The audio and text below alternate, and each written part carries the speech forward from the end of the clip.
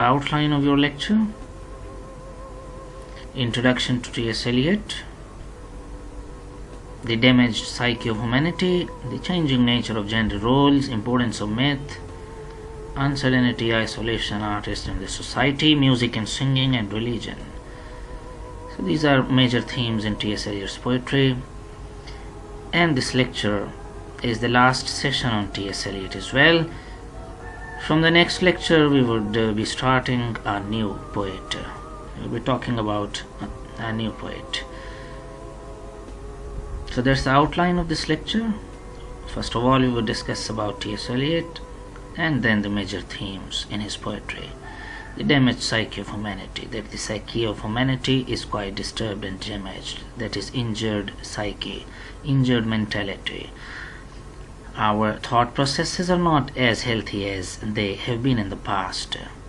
So here we see that he is a traditional poet, or he is in favor of tradition rather than modernism, although he was the founder of modern poetry as well. So this is the paradox, that he loved the past as well, but he was a modern poet as well.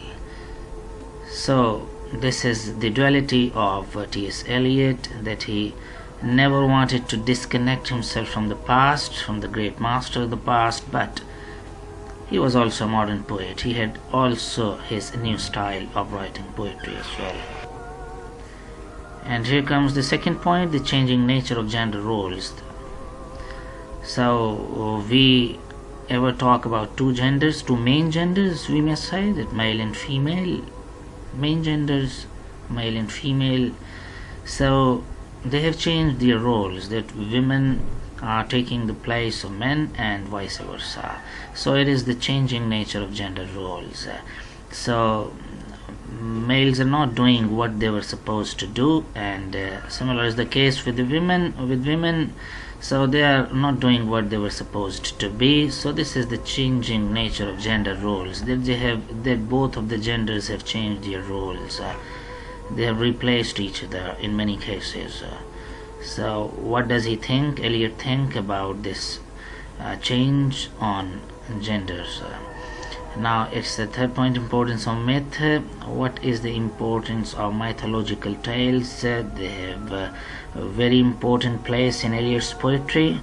And the next point is uncertainty. The uncertainty prevails in the modern age, especially after the World War First and Second. So this uncertainty can be seen in his magnum opus, in his masterpiece, The Wasteland, as well, that the world has become a wasteland after world wars. So this kind of uncertainty is clearly depicted in Eliot's poetry. And the next point is isolation, that the modern man is isolated, although he seems to be in gatherings, but inwardly he is isolated. Spiritually and inwardly he is isolated. He feels isolated, he feels alone, he feels solitary. Now he talks about artists and the society in his poetry as well, that what is the place of an artist in the society, and how important is the artist in any society, and he may be a trendsetter in a society or not.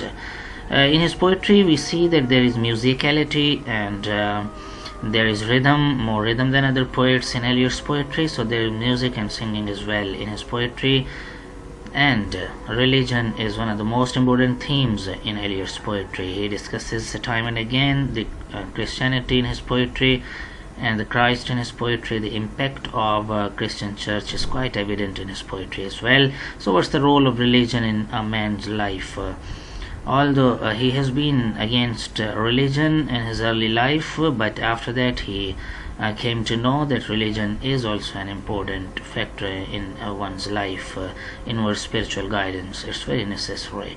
So this is the outline of our lecture that we touched here in the outline. So that's the introduction to T.S. Eliot. Let's start.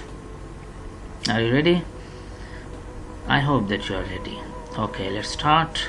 T.S. Eliot is considered as one of the most important modernist poets. One of the most important modernist poets.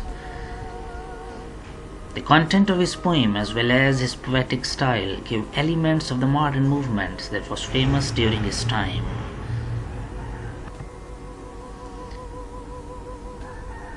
So, in fact, modernism was seen as a rejection of traditional 19th century norms, regulations, norms, typical things that were prevalent in 19th century. So it was a rejection.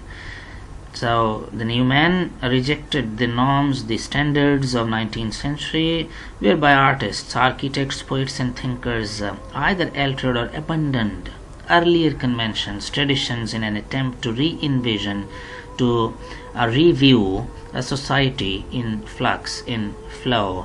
So they started to look at the society in a new way. Modernism was also mainly represented by orientation towards fragmentation. This was one of the important points in Eliot's poetry as well, fragmentation. As we see in the Hollow Men, that fragments are there, that society is divided into segments, into different sections, and we can see in literature as well. So modernism was viewed as fragmentation, free verse. So there are no couplets, there are free verse, contradictory allusions are there, references and multiple points of view, different from Victorian and Romantic writings.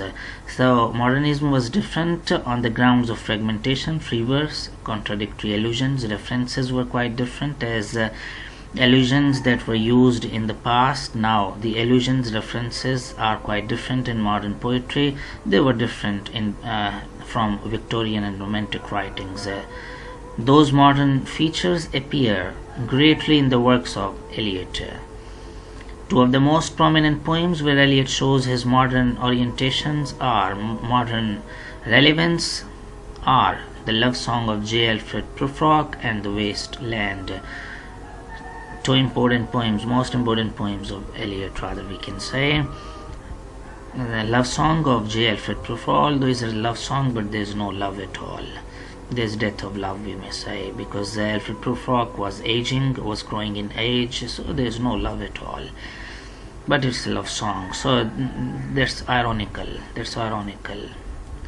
And the Wasteland, magnum opus, his masterpiece, T.S. Eliot's masterpiece, the Wasteland. Two important poems that you have to remember throughout your masters in English. So this is the first theme that we will discuss in this presentation.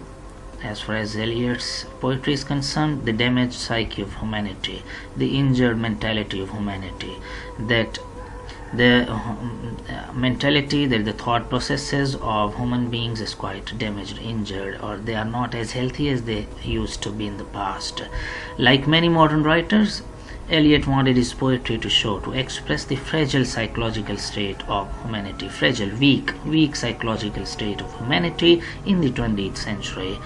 That human beings' psychological processes are not as strong as they had been in the past. So we have weak psychology. We are prone to get disturbed in very minor situations. We are depressed and we have weak psychological state. So the passing of Victorian ideals and the trauma of World War I and the disturbance of World War I challenged cultural notions of masculine identity. Masculine identity was also injured, causing artists to question the romantic literary ideal of a visionary poet capable of changing the world through verse. As the romantic poets thought that a poet can change the thought processes of his age, of his people. So he also wants to change, like a visionary poet, the trends of modernism. T.S. Eliot saw society as paralyzed and wounded. He thought that our society, modern age society, especially after the First World War, our society is paralyzed and wounded. That has wounds on it, means that is not working quite well. It's injured, it's disturbed, it's perturbed, perplexed, and he imagined that culture was crumbling and dissolving, that our culture has also not stead footing, has not a strong footing as well. That's also crumbling, that's also been disturbed, and that's dissolving, and that's disappearing, that's going away. that's evaporating. Our norms of the culture and our cultural values are disappearing day to day. So it's why that it's one of the most important themes in his poetry, because he discussed time and again in all of his poems, especially that humanity, psyche, mentality is quite disturbed and perturbed, and that's quite weak, and our cultural norms are also disappearing. So that was the first theme. I hope that you have got. The love song of J. Alfred Profrock shows that the sense of indecisive paralysis, as the titular speaker wonders whether he should eat a piece of fruit, make a radical change, or if he has the fortitude to keep living. So here we see that J. Alfred Profrock is quite in dilemma, and that he is indecisive. He cannot decide. It means that he has paralysis, indecision. He cannot decide whether he is the titular speaker, means he is the title of the poem. Who is the title of the poem? J. Alfred Profrock, and he is also the hero of the poem, so he is titular speaker. So he wonders, he suspects, he is in doubt whether he should eat a piece of fruit, whether he should keep sitting in his home, or he must go to radical change, to complete change, to change the society. He must go out of his home. So he is wondering, he is in suspicion, what should he do? He is in dilemma, he is indecisive, he cannot decide what to do. Or if he has the fortitude, if he has the courage to keep living or not, he should die. So he is in a dilemma. He is always in some kind of conflict. What should he do? What should he not do? So this is the dilemma of modern man as well. So humanity's collective damaged psyche prevented people from communicating with one another. He is quite alone, J. Alfred Profrock, at his home. Even he has not his better half as well, because he's unmarried as well. So an idea that Eliot explored in many works, including A Game of Chess and The Hollow Man. So these kind of thoughts were shown, depicted, and explored in A Game of Chess and The Hollow Man. Let's move towards another idea, and that is the changing nature of gender roles. As we have discussed in the outline, that both of the genders, males and females, have changed, have replaced their roles. So that's quite disturbing for Eliot as well. Eliot lauded the end of Victorian era. He praised, he admired the end of Victorian era and expressed concern about the freedoms inherent in the modern age. So he is concerned about the freedoms that were present in the modern age. The love song of J. Alfred Profrock reflects, shows the feelings of emasculation, making the male less male. What does it mean, that making the male less male? That the males are not on their standards as they have been in the past. So they are losing their footing, they are losing their masculinity. So they are not as masculine as they used to be. So this song, J. Alfred Profrock, shows the feeling of emasculation, that the males are less male, they are not as male as they have been. They do not show the masculine qualities now. So emasculation felt by many men as they returned home from World War I. So when they returned from World War I to their homes, and they found that their women were empowered to their new role as wage earners. Now their women were working.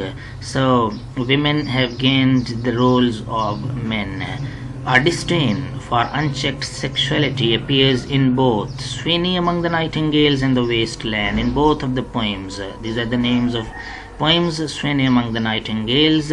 So there is a disdain, there is a hate for unchecked sexuality appears, because in both of the poems there is unchecked, uncontrolled sexuality that is shown in both of the poems. And why did this happen?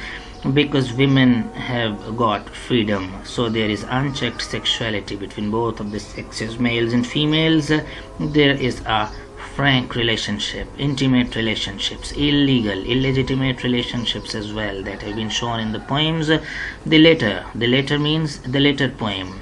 This is the former poem. The two poems are discussed in the last sentence. Sweeney among the nightingales in the wasteland. The wasteland come at the second number, so we mean the later. The wasteland portrays rape, prostitution, a conversation about abortion and other incidences of non-productive sexuality. So there is sexuality, but that is non-productive, and Eliot was quite against non-productive sexuality.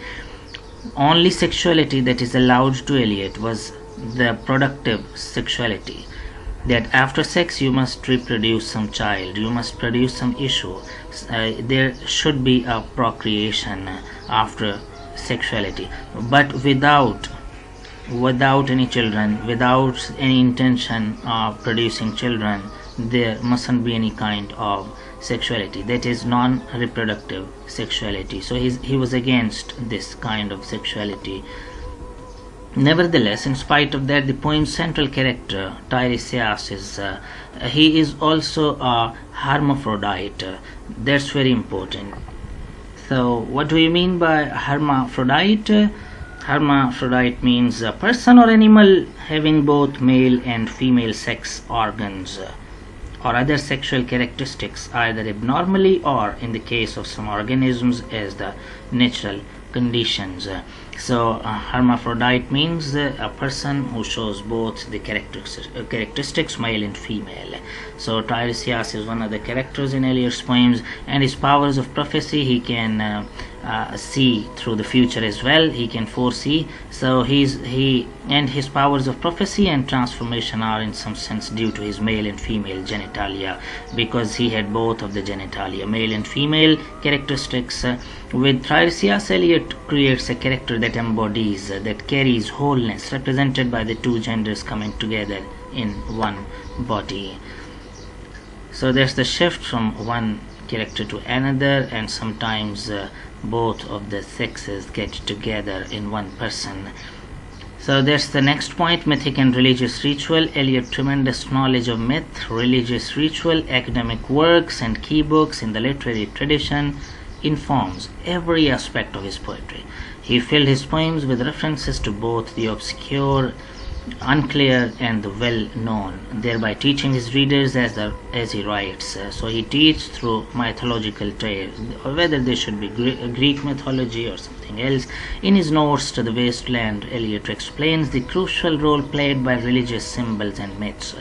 He drew heavily from ancient fertility rituals, in which the fertility of the land was linked to the health of the Fisher King, a wounded figure who could be healed through the sacrifice of a statue, of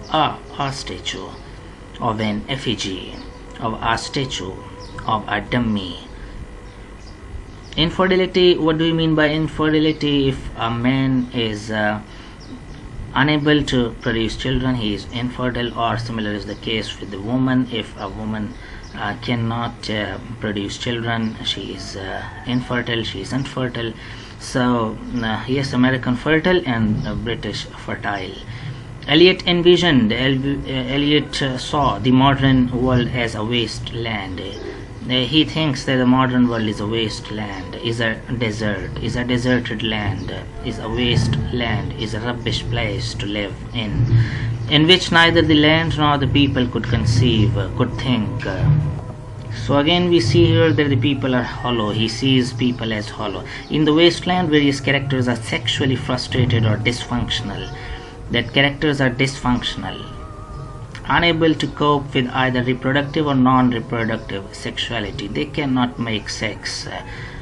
So he shows his characters that they are non-reproductive, or whether if they can reproduce, but they are dysfunctional. They cannot do their job well. So the Fisher King represents damaged sexuality. He is a character from the myth who was, you may say, infertile.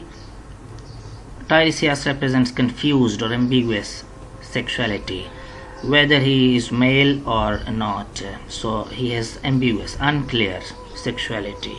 And the women chattering a game of chess represents an out of control sexuality. So we see that some of the characters are infertile. They cannot even make sex, and some of the characters show out of control sexuality. So there are two extremes. There is no moderation at all in matters of sex as well. If there are people who have more libido towards sex, they have out of control sex, and there are some who cannot make sex at all. So there are two extremes in the modern world for the people. There is no moderation at all to Eliot. In The Hollow Man, the speaker discusses the dead land now filled with stone and cacti plants. Trying to process the destruction has caused the speaker's mind to become infertile. His head has been filled with straw. We have discussed it earlier, and he is now unable to think properly, to perceive accurately, rightly, or to conceive or to think of images or thoughts. Modern man is unable to think clearly. His mind is quite confused.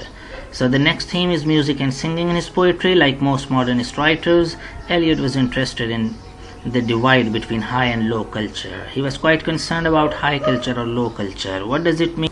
High culture means the books and the works of architecture, or works of paintings or music of high masters, of great masters.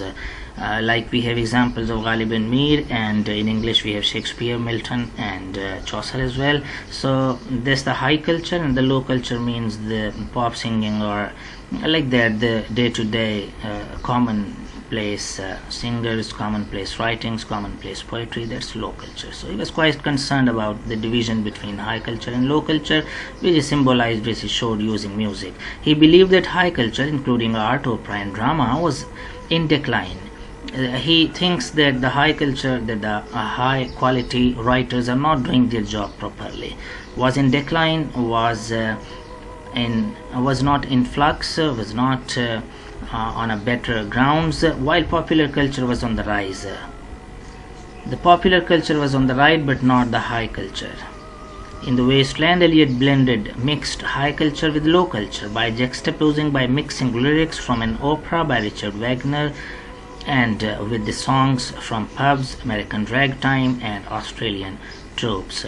So he discussed in his poetry all these kinds of songs of Richard Wagner and the American ragtime and Australian tropes.